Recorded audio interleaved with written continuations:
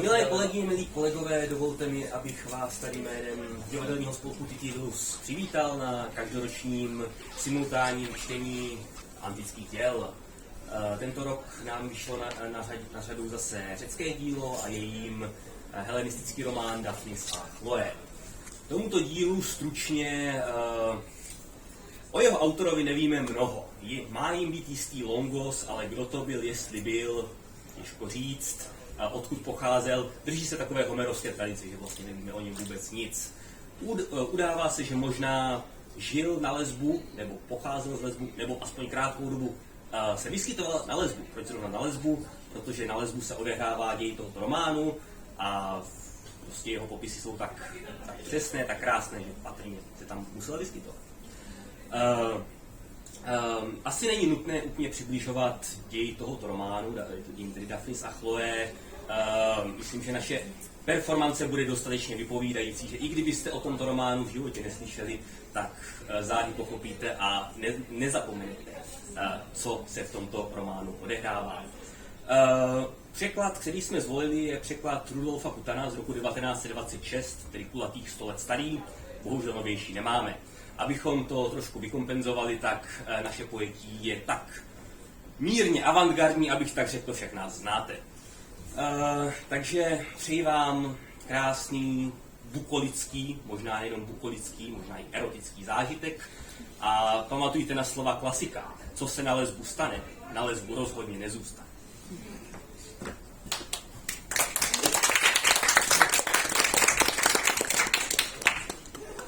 Tak byla zažehnána válka medhinských s mytilénskými, když právě tak nečekaně skončila, jako začala. Ale nadcházela zima, pro Dafnida a Chlou krutější než válka. Napadli z čista jasna spousty sněhu, uzavřeli všechny cesty a uvěznili všechny rolníky. Neskrotně proudily bystřiny sněhem rozvodněné, a led stuhl. Stromy pod tíhou sněhu div se nelámaly, země zmizela zrakům úplně, až na okolí pramenů a řek. Tehdy nikdo nevyháněl stáda na pastvu, ani sám nevycházel za práh.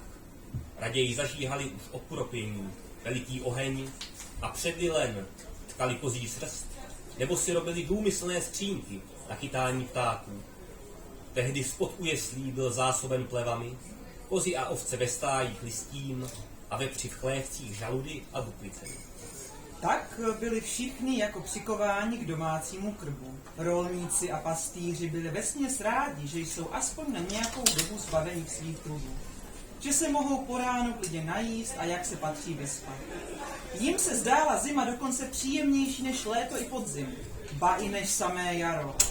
Ale Chloe a Daphnis mají se ve vzpomínkách jen své opuštěné radovánky, polibky, obětí a své společné hostiny, prožívali noci bezesné a žalné, toužebně čekajíce na jaro jako na své vzkříšení. Zarmucovalo je, kdykoliv zavadili o mošnu, z níž jídali, nebo zahledli čbán, z něhož spolu pívali, nebo šalmaj, nyní jen tak pouzenou někdejší dárek z lásky. I modlívali se k nymfám a k panovi, aby je zbavili také této trýzně a ukázali opět jim i stádům sluneční jas. A za modlitby přemítali zároveň o prostředku, jak by se mohli uvidět. Chloe si nevěděla vůbec rady ani pomoci. Stále s ní byla její domnělá matka. Učila ji česat vlnu, otáčet dřetenem a zmiňovala se jen o vdavkách. Ale Daphnis, dík své dlouhé chvíli a větší vynalézavosti, zosnoval konečně lest, jak by se s Chloou uviděl. Před dvorem Driantovým, hned pod dvorcem, rostly dva velké keře myrtové s břečťanem. Myrty blízko u sebe a břečťan uprostřed nich, tak, že své výhonky rozkládal po obou jako réva, tvoře spletí svých listů jakousi slůj. Veliké, bohaté okolíky visely z jeho snětí jako hrozny. Z nedostatku potravy v polích shromáždila se kolem něho spousta zimního ptactva, mnoho kosů, mnoho kvíčal, divokých holubů, špačků a jiného ptactva. Jemuž je břečťan pochoutkou. Pod záminkou, že jde chytat tyto ptáky, vydal se Daphnis na cestu, když si byl naplnil mošnu medovými koláči, aby budil důvěru, nesl sebou lep a oka. K místu nebylo dále než 10 stadí ale sníh byl ještě tuhý a činil jeho cestu velmi svízelnou. Leč lásce je všecko schůdné. Oheň, voda, ba i sněhy nebetyčných hor. Kvapným krokem dorazil ke dvoru. Střásl z nohou sníh, nalíčil oka, natřel dlouhé pruty lepem, potom usedl mysle na ptáky a na chlou. Ptáků přiletělo hojně a chytilo se jich dostatek. Takže měl plné ruce práce s jejich sbíráním, zabíjením a škubáním. Z chaty však nevycházel nikdo. Ani muž, ani žena, ani kohout.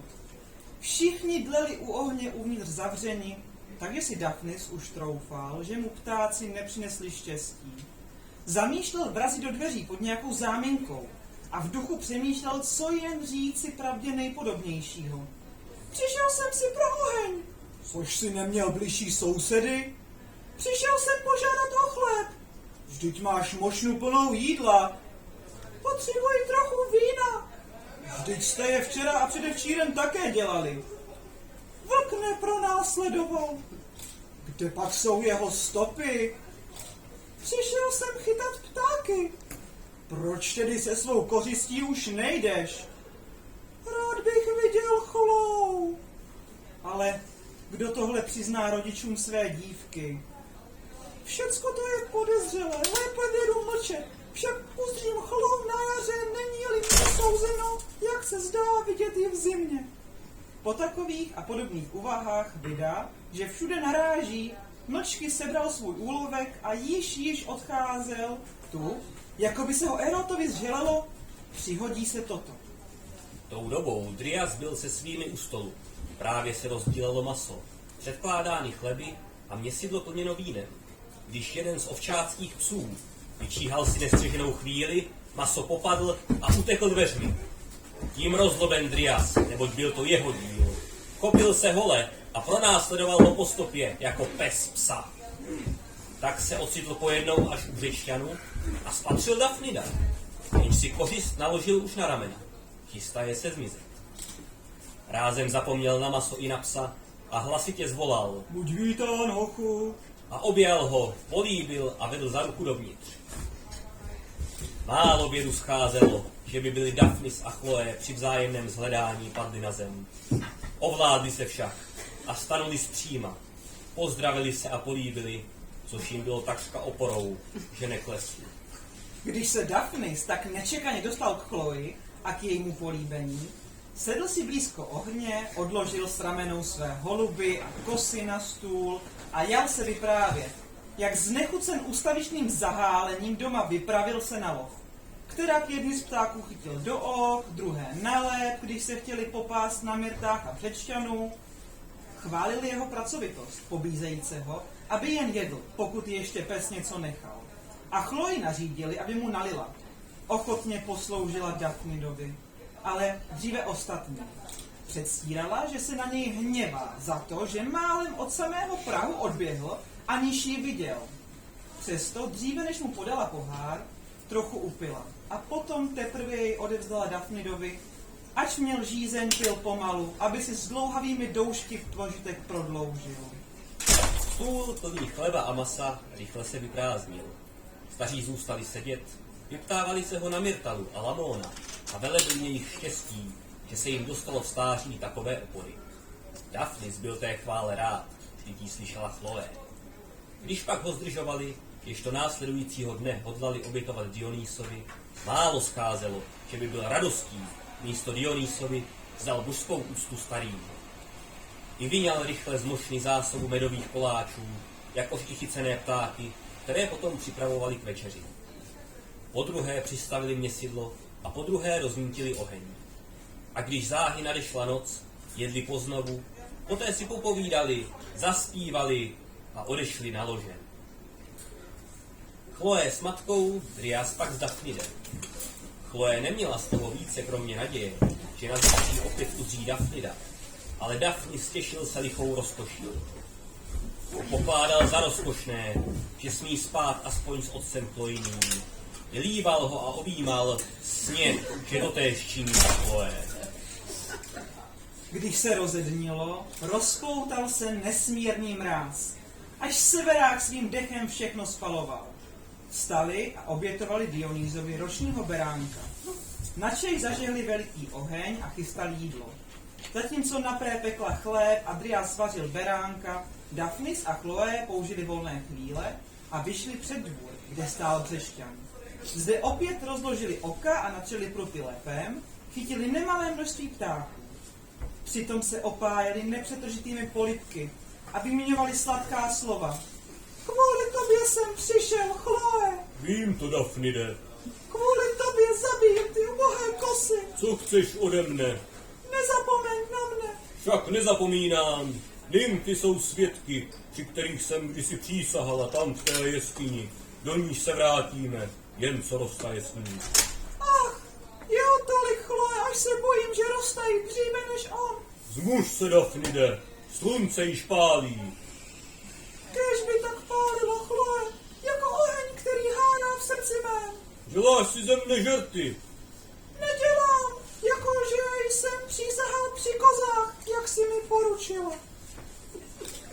Tak se Chloé ozývala Dafnidovi jako ozvěna, když je pojednou volala na P. Přiběhli tedy domů a z kořistí ještě bohatší, než byla včerejší. Pak ulili z měsidla vína Dionýsovi a ověnčení na hlavách Břešťanem dali se dojít.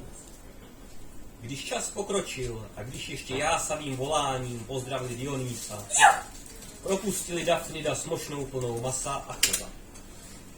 Dali mu také divoké holuby a kvíčali pro Lamóna a Myrtalu, že prý si nachytají sami jiné, dokud potrvá zima a dokud je na Břešťanu plodů dost. Rozloučil se a políbil je, Chlou naposled, aby si její polibek uchoval nepomíšený. Od té doby přišel častěji po jiných cestách a s jinými záminkami, takže jim zima neuběhla docela od říkání lásky. Když se probouzela vesna, sníh povoloval, země se odhalovala a tráva pučela, tehdy všichni pastýřové vyháněli stáda na pastvu a především Chloé a Daphnis, jsou se v službách pastýře zámožnějšího. Hned se rozběhli k nymfám a k sluji, odtud k panovi a píny, poté k dubu, pod ním se dávali, pásli stáda a líbali se. Dali se též do hledání květin, aby ověnčili bohy. Sotva ze země vyráželi, lákány hřejivým vetírem a životodárným slunkem. Přesto nalezli fialky, narcisky, drchničky a různé jiné prvotiny jara. Také již měli od některých koz a ovcí čerstvé mléko, z něhož ulévali na počest bohů.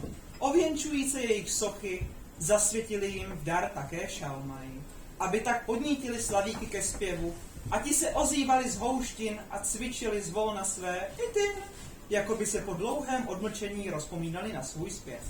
Tam zavečelo již stádo. Onde dováděla jehňátka, skrčila se pod matku a sála její vémě. Ovce pak, když nebyli dosud matkami, pronásledovali berani a každý skákal na jinou. Podobně kozly zase pronásledovali kozy, ale skoky ještě vášnivějšími. Sváděli boje o kozy a každý měl své, sta na stráži, aby mu je soupeř neodloudil. Snad i starce byla by podobná podívaná, vydráždila k milostným hrám. Tím spíše oni, oba mladí, životem kypící a už dávno hledající lásku, rozněcovali se vším, co slyšeli, a chřadli vším, co viděli, a hledali rovněž něco víc než polibek a obětí, zvláště Daphnis. Přes zimu dospěv samotářským a nečinným pobytem doma planul teď mocnější touhou po polibcích i obětích a byl ke každému činu podnikavější a smělejší. Žádal tedy Chlou, aby už vyhověla každému jeho přání a aby si spolu ulehli svlečeni, ale na déle než činívali. Ještě prý tento prostředek zbývá z oněch chvíletů doporučený, jakožto jediný lék lásku tišící. Když vyzvídala, co více ještě mohou, než se políbit, obejmout a lehnout si, a co déle chce s ní počít, pravil. To, co činí berani s ovcemi a kozly s kozami, nevidíš, jak po tomto vykonaném díle jedni už neprchají, ani druzí se už nehmoždí jejich pronásledováním. Nýbrž klidně se pasou vedle sebe, jako by byli dříve užili společné rozkoše. Nejspíše nějaké sladké je to dílo, jež lásky? Ale což nepozoruješ, Dafnide? Namítla dívka. Jak i kozy, i kozly, ovce i berani stojí přitom zpříma? A ty žádáš na mě, abych si s tebou lehla. A ještě nahá! A oč jsou přece oni srstí, zarostlé, méně obnaženy, než já oblečená. Povolil Daphnis, uložil se s ní a ležel tak dlouho, ale neuměje toho, po čem toužil, pozdvihl dívku a přinutil se k ní pozadu. Když se však ocitl ještě více v nesnázích, sedl si a plakal, že prý je ve výkonech lásky nevědomější než každý beran. Žil tam hned v sousedství na vlastním pozemku rolník jménem Chromis, věkem už hodně sešlý. Měl ženu z města, mladou a spanilou, rovenkov až příliš jemnou, jíž říkali Lykainion.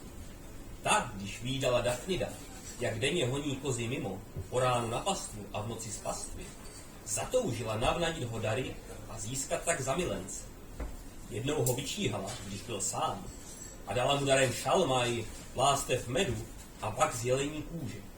Říci mu však něco se bála, tušíc jeho lásku k Chloji. Pozorovala dobře, jak velice jej dívce oddá. To poznala už dříve z jejich posunků a smíchu. O něco později se jednoho rána Chromiovi vymluvila, že odchází k sousedce, jež měla slehnout, a pak je sledovala zpozdálí. Na to se ukryla kamsi do houští, kde by ji nespatřili, vyslechla vše, co mluvili, a viděla, co dělali. Ani to jí neušlo, že Daphnis plakal.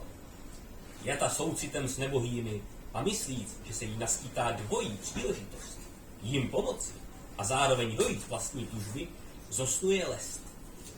Druhého dne, pod záminkou, že jde opět navštívit onu sousedku, odebrala se přímo k dubu, pod nímž seděli Daphnis a Chloe, a s tváří na oko vážně poděšenou pravila. Daphnide, pomoz mi ubohé, jednou z 20 hus a zrovna nejkrásnější uchvátil mi orel. Nemohl Arcis tak těžkým břemenem vzlétnout, aby je odnesl jak obyčejně, až na onu vysokou skálu.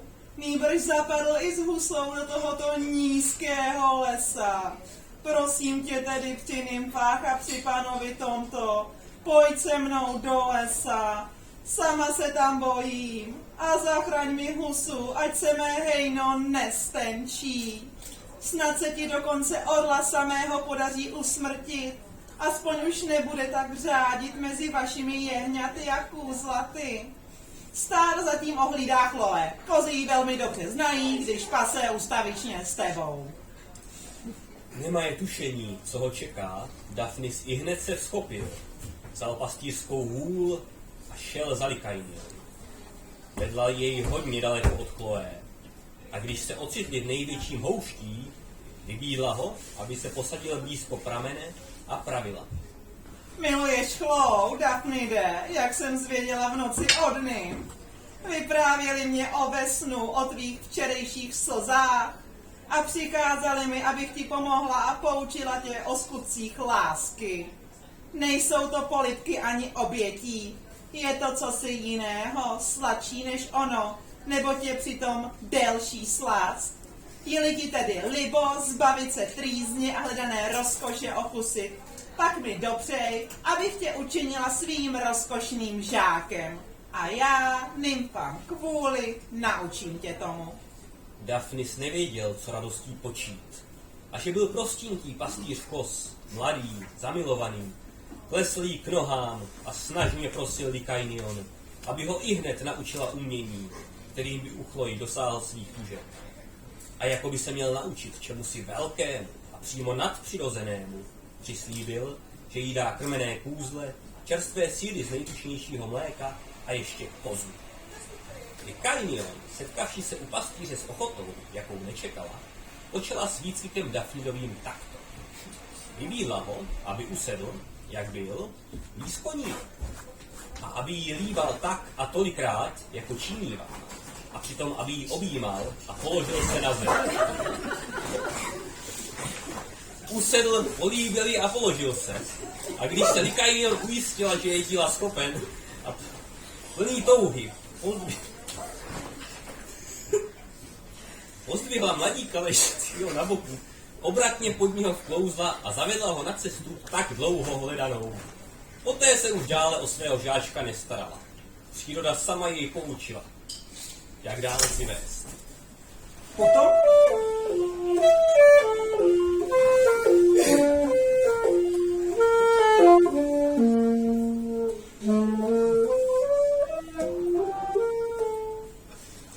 Po tomto milostném výcviku chtěl se Daphnis ve své pastýřské nevinnosti rozběhnout k Chloji, aby ihned udal, čemu se naučil, jako by se bál, že to snad průtahem zapomene. Ale Lykain ho zadržela, podotýkajíc. Ještě o něčem tě musím poučit, Daphnide. Já, že jsem ženou vdanou, netrpěla jsem teď pranic. Neboť dávno mě této věci naučil muž jiný za cenu mého panenství. Ale až se Chloe ocitne s tebou v podobném zápolení, bude opět plakat a jako zabitá ležet v tratolišti krve. Ale neboj se krve a až ji přemluvíš k povolnosti, odveď ji v tato místa, kde ji bude-li křičet, nikdo neuslyší. Bude-li plakat, nikdo neuvidí a bude-li krvácet, umije se v prameni. A nezapomeň, že já jsem tě učila mužem dřív než Chloe. Po tomto připomenutí Lykainion odešla do jiné části lesa, jako by ještě hledala husu. Daphnis pak jal se přemýšlet o jejím sdělení. A tu ho přišla dřívější horkokrevnost. I hrozil se vymáhat na Chloji více než polibek a obětí. Nepřeje si, aby křičela jako před nepřítelem, aby plakala, jako by měla bolest, ani aby krvácela jako zavražděná. Mladý nováček děsil se krve. Mysle, že toliko zrání se říká. Rozhodnut, že se s ní bude těšit obvyklým způsobem, vyšel z lesa. Když přišel k místu, kde seděla Chloe, splétajíc vínek z fialek, zalhal si, že husu vyrval z drápů orlových a objal ji a políbil jako předtím v rozkošné zábavě Lykainion. Tolik si dovolil, jelikož to nebylo nebezpečné. Chloe mu nasadila vínek na hlavu a políbila ho na vlasy, neboť se jí zdály krásnější než fialky. Pak vyněla z mošny kus lisovaného ovoce a několik chlebů a podala mu je k jídlu. Mezi jídlem brala mu kousky od úst a jedla je jako malé ptáče. Zatímco jedli a více ještě se líbali, uzřeli, jak je míjí rybářská loďka. Nebylo ani větérku, hladina byla tichá a rybáři museli veslovat. A veslovali rázně, chvátali, aby dovezli čerstvě nachytané ryby. Ještě živé jednomu zámožnému občanu do města. A jako činivají lodníci, aby zapomněli na únavu, tak činili při veslování také tito. Jeden z nich, udávající takt při veslování, zpíval námořnické písně, ostatní vpadali čas od času v souzvuku do jeho zpěvu jako sbor. Pokud činili tak na moři otevřeném, hlas jejich zanikal, poněvadž zvuky se rozplývaly do volného ovzduší. Když se však ocitli pod nějakým předhořím a vjeli do hlubokého zálivu srpovitého tvaru, tu se hlasy zesilovaly a písně přespěvujícího zaznívaly jasně až na pevninu. Neboť hluboký údol, rozkladající se pod plání, přijímal ony zvuky jako hudební nástroj a věrně odrážel každé pronesené slovo. Každé zašplouknutí vesel i jednotlivé hlasy plavců. Byl to pravý požitek pro posluchače. A jak hlasy z moře vždy předcházely, ustávaly hlasy z pevniny, o tolik později, oč později zazněly. Daphnis, znaje tento úkaz, všímal si toliko moře. Bavilo jej, jak lodice uhání podél plání, rychleji než pták, a hleděl si něco z oněch písní zapamatovat, aby si je mohl přehrávat na šalmaj. Ale Chloe, tehdy slyšíc poprvé takzvanou ozvěnu, hned se ohlížela k moři, za plavci do taktu zpívajícími, hned se obracela k lesu, hledajíc ony, kteří se jim ozývali. A když loď už zajela a v úvalu se rozhostil klid, vyptávala se Daphnida, zdali také za tím předhořím je nějaké moře a zda i tam snad pluje jiná loď a jiní plavci s týmiž zpěvy a zdali všichni najednou umlkají. Tu se Daphnis něžně usmál a ještě něžněji dívku políbil a ověnčiv jí vínkem z fialek, jal se jí vyprávět pověst o ozvěně a v odměnu za svůj výklad vymínil se od ní ještě 10 jiných polibků. četné, pano pokolení nym. Jsou nymfy melijské, dryady a helejské, vesměs krásné, vesměs výborné pěvkyně. Dcerou jedné z těchto byla ozvěna, smrtelná po otci smrtelném a krásná po krásné matce. Byla odchována nymfami a vzdělána muzami v hraní na šalmaj, na flétno, na liru, kytaru a ve všelikém zpěvu, takže už v květu věku panenského s nymfami tančila a s muzami zpívala. Ale mužům se většinou vyhýbala, jak lidem, tak bohům, libující ve svém panenství. Rozhněvává se na dívku pan, jednak, že ji záviděl její zpěv, jednak, že nedosáhl jejich půdobu a sešle šílenství na pastýře ovcí i koz. Ti, jako psi nebo vlci ji rozsápou a její údy ještě zpívající rozmetají po celé zemi. A matka z lásky k nymfám pohřbila všechny údy ve svém lůně, ale takže uchovala ona umění hudební a zvůle nymf vydává tak hlas napodobující vše, jako kdysi dívka. Bohy, lidi, nástroje i zvířata, ta i pana samého hrajeli na šalmaj. Pán, zaslechnuv hlas, vyskočí a hodí jej po horách. Nesnad jako kdysi, zvláštnivé touhy se jí zmocní. Nýbrž, aby vypátral, kdo je ten se schovávající, jako napodobitel. Po tomto vypravování dala Chloé Daphnidovi polibku ne 10, nýbrž bez počtu, neboť skoro totéž říkala po něm také ozvěna, jako by svědčila, že Daphnis ničem nelhal. Když pak slunko hřálo každým dnem víc a víc, když to se loučilo jaro a nadcházelo léto, tu se jim opět vrátil jejich letní zábavy. Daphnis ploval v řekách, Chloé se koupala v pramenech a on hrával na šalmaj o závod s píniemi, ona o závod se slavíky prospěvovala. Chytali hovorné kobylky, lovili cvrlikající cikády, sbírali květiny, třásli stromy a pochutnávali si na ovoci. Také si ulehli spolu nazí a přehodili přes sebe i jedinou kozí kůžku.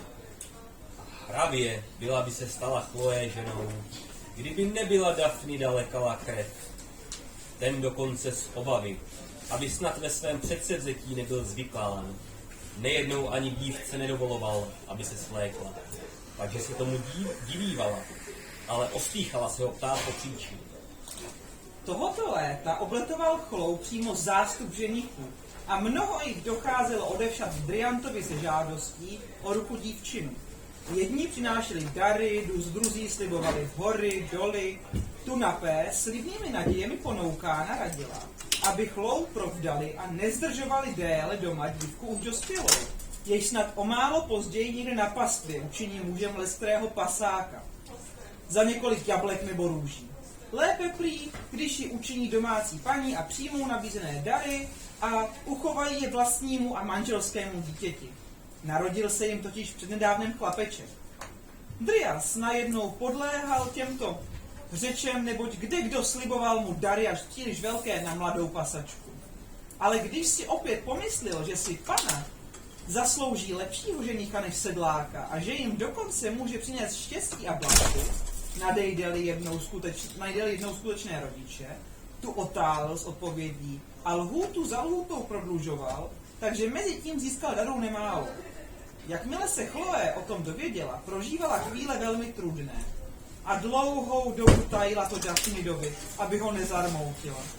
Ale když ji bez přestání prosil a otázkami se na ní naléhal a ještě více se trápil jejím tajením, než kdyby se byl všechno od ní dozvěděl, vyprávěla mu vše, jak se o ní uchází mnoho bohatých nápadníků, co všechno říkala Napé, aby sňatek uspíšila a jak jim Dryas neodřekl a odložil své rozhodnutí do vinobraní. Zdrcen jejím sdělením Daphnis usedl a dal se do pláče.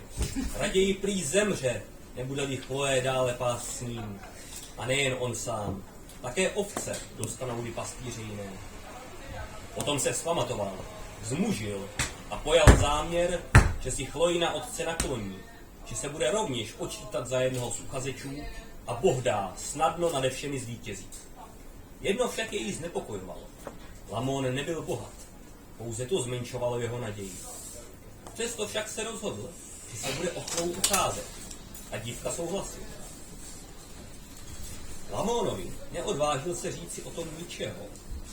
Myrtalé však pověděl o své lásce.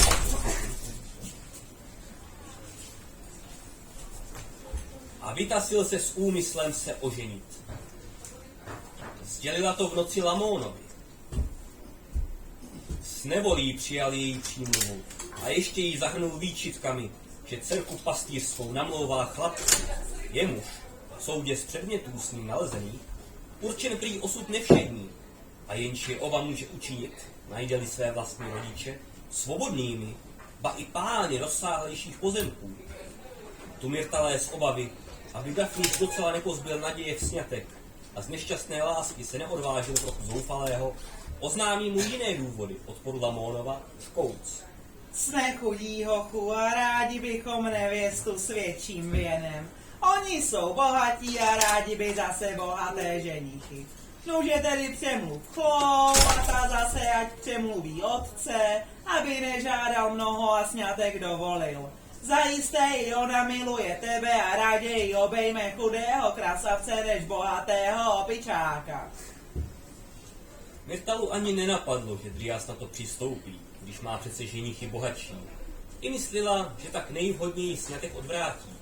A ani Daphnis nemohl jí mít za zlé tato slova. Vida, že se nikterak neblíží splnění svých tužeb, vedl si jako jiní chudí milovníci. Plakal a vzýval opět nymfy o pomoc. Bohyně přistoupili k němu v noci, když spal, v těch podobách, níž je spatřil kdysi. A opět nejstarší z nich mu pravila. Sňatek Chloin má na starosti jiný bůh, my však dáme ti dáry, než Dryanta obněkčí. Loď mladí kumet hymský, jejíž prouti kdysi tvé kozy přehryzali, byla zanesena větrem onoho dne daleko od pevniny. V noci pak, když mořský vítr rozbouřil hlubinu, byla mrštěna na soud, na skálu Čerhoří. Loď vzala zkázu a mnoho věcí s ním, ale měšec s 3000 drachmami byl vyvržen vlnou a leží, zakryt morskou řasou, blízko mrtvoly Delfína. Však právě proto se k němu nikdo z mimodoucích nepřiblížil. Každý se vyhýbal hnilobnému zápachu. Jdi tedy sem, měšec vezmi a dej pak Dryantovi. To ti teď dostačí, aby ses nezdal chudým. Později máš bohatnout. Po těchto slovech a s tmavou nocí zmizeli. S úsvitem schopil se Daphnis pln radosti a hnal kozy o překot na pastvu. Políbil chlou, pomodlil se k nymfám a poté sešel k moři, že prý se jde umýt. Tam zvolna chodil písčinou při samém příboji a hledal ony 3000. Nemusel se příliš trmácet. Ohavný puch Delfína, který mořem vyvržen tady zahníval, vanul mu vstříc a vedl ho na cestě, až Daphnis přišel k naznačenému místu, odhrnul mořskou řasu a nalezl měšec plný stříbra. Zdvihl jej, vložil do mošny, ale neodešel dříve, dokud nevzdal broucí díky nymfám a rovněž moři. Ač pastýř koz měl teď moře ještě raději než zemi. Vždyť mu dopomohlo k sňatku s chlou. Získav takto 3000 drachem nemeškal ani na okamžik, jako by byl nejbohatší ze všech smrtelníků a nikoliv jen samých sedláků. Pospíšil k Chloji, vyprávěl jí o svém snu a ukázal měšec. Pak jí vybídl, aby až do jeho návratu hlídala stáda a rovnou uháněl k Dryantovi. Našel ho, když právě mlátil na hůně snapou trochu pšenice a směle se vytasil s námluvami.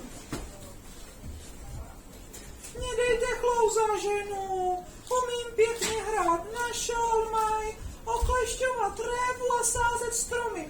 Dovedu též orat a obilí čistit od plev a jak pasu stádo svědkem je Chloé. Převzal jsem koz 50 a dnes je jich dvojnásob. Také statné a krásné kozly jsem odchoval, kdežto dříve jsme ke kozám připouštěli kozly cizí. Jsem dále mlád a vaším sousedem bezúhonným. Odkojila mne koza jako chlou ovce. Už tím vynikám nad ostatní, ale ani v darech si s nimi nezadám. Oni ti dají kozy a ovce, spřežení prašivých volů a obilí, jakým bys ani slepice nemohl nakrmit. Ode mne dostanete tuhle 3000 drachem. Jenom, ať o tom nikdo neví, ani můj otec Lamon. A zároveň dal Driantovi měšec, objal ho a políbil. Když staří spatřili mimo nadání tolik peněz, i hned prohlásili, že mu chlou dají a slíbili, že též Lamona přemluví. I zůstala na pé s Dafnidem na místě a pohánila zatím voli kolem dokola po hůru. A mlátidlem dobývala zrní z klasu. Drias uschoval měšec ostatním předmětům, kdysi nalezeným, a rychle uháněl k Lamonovi a Myrtale, aby se u nich, věc věru nevídaná, ucházel o ženíka. Nalezl je, teda kněží ječmen, jejíž před chvílí vyčistili splev, byli celý sklíčení, že ho bylo bezmála méně, než kolik ho zasili.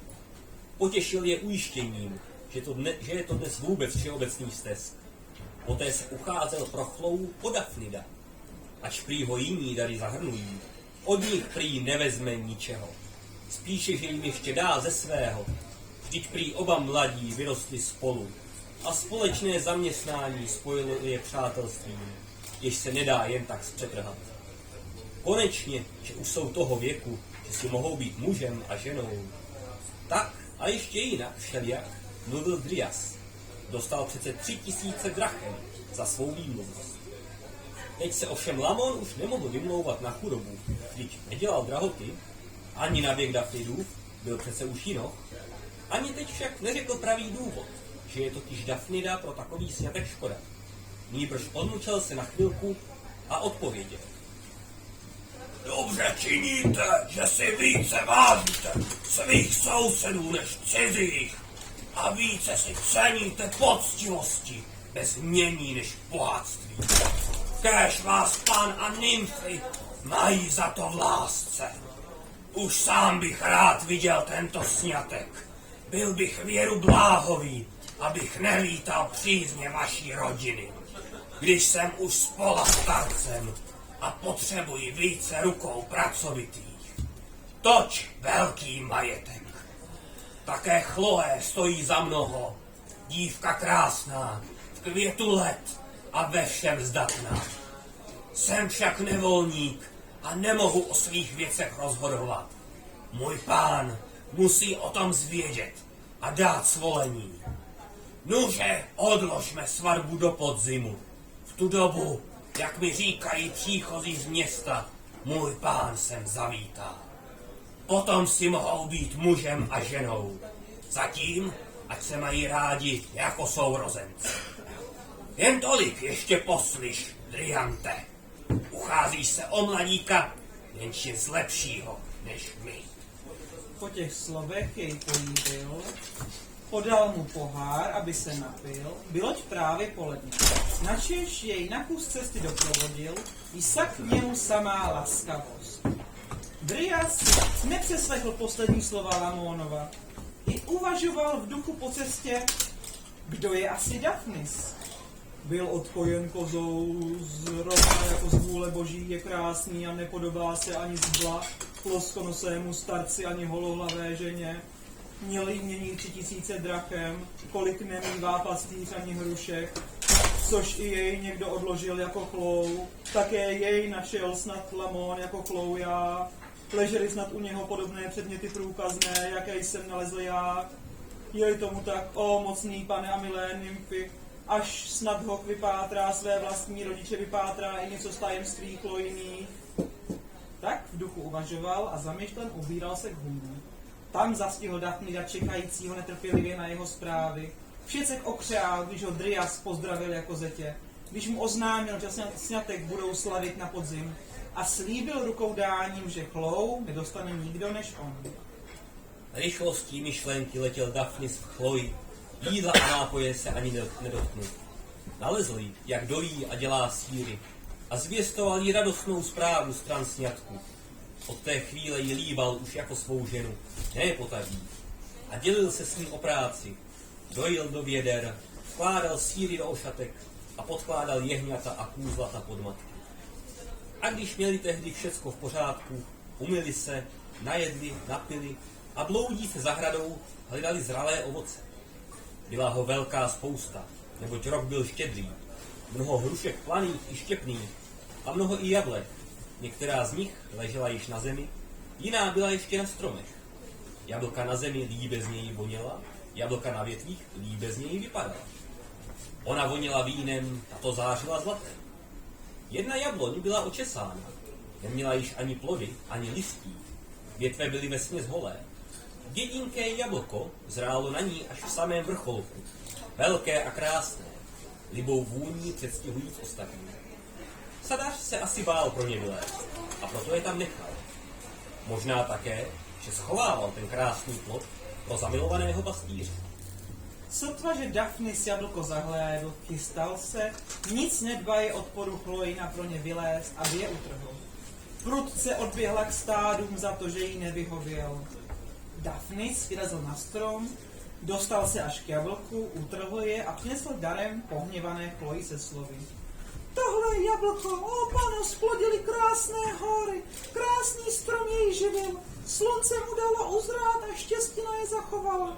Nemohl jsem je tam nechat, když mám oči, aby spadlo na zem a aby je pasoucí se ovce rozšlapala nebo lezoucí červ otrávil, nebo čas, aby je zničil pohozené a pouze rakem obdivované. Jablko získala Afrodite odměnou za svou krásu. Jablko já dávám tobě jako cenu vítěznou. Soudcové jsou stejní. Paris byl pastýřem ovcí, já opět kos. Po těchto slovech vloží jablko dívce do záňanců. A jak se k ní přiblížil, Chloé ho políbila, takže věru nelitoval, že se odvážil pro ně do takové výše. Dostal odměnu lepší, i než jablko ze zlata, polibek.